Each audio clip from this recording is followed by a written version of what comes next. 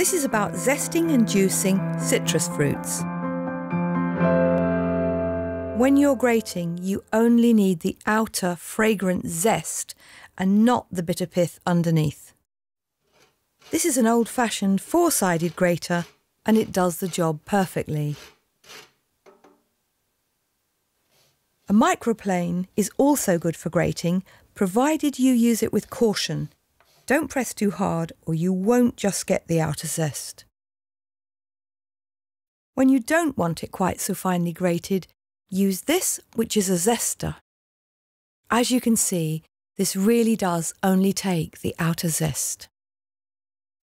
To extract the juice from the fruit, one way is to use a squeezer like this, which catches the precious juice in the bowl underneath and extracts the pips.